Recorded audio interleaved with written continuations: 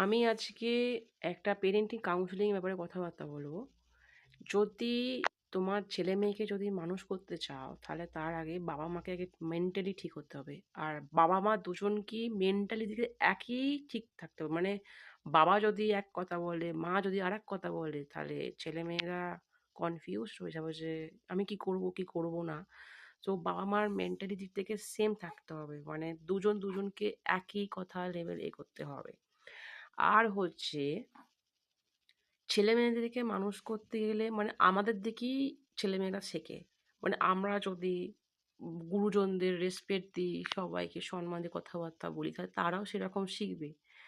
তাই বাবা-মাকে আগে ঠিক হতে হবে। মেন্টালি থেকে ঠিক হতে হবে।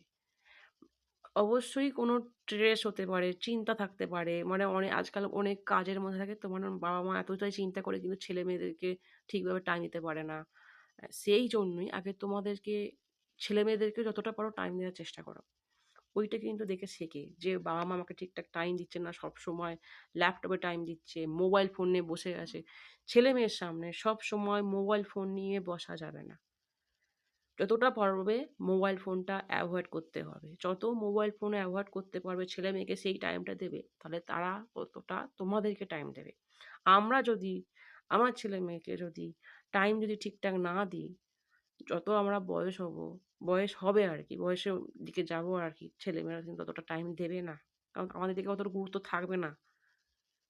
তাই ছেলেমেয়েদেরকে যদি ভালো মানে ফিউচারে যদি যাতে তোমরা চাও যে দেখুক, আমাদেরকে একটু ভালোবাসুক, কেয়ার করুক, তাহলে তোমাদেরকেও সেরকম ভালোবাসতে হবে, কেয়ার করতে হবে।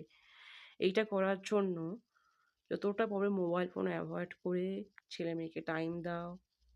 মানে যত তুমি টাইম দেবে তত তোমাকে ভালোবাসবে, কেয়ার করবে, বুঝবে। আর হচ্ছে কি ছোট থেকে মানে একটা কথা সবসময় ভাববে যে ছোট থেকে আমি যেমনভাবে তৈরি করব তারা সেইভাবেই তৈরি হবে। যদি একটা গাছকে ছোট গাছকে যেমন জল, মানে সার দেবে সে তেমন তৈরি হবে। ঠিক তেমনি ছোট্ট থেকে যদি তোমার ছেলে-মেয়েগুলোকে যদি তুমি আ ঠিকভাবে সেভাবে তৈরি করো, সে সেইভাবেই তৈরি হবে। আর যতটা পারবে মানে টাইম দেওয়ার চেষ্টা করবে। চাকরি করো, কাজ করো সব ঠিক আছে। যতটা পারবে ছেলেমেয়েকে টাইম দেবে।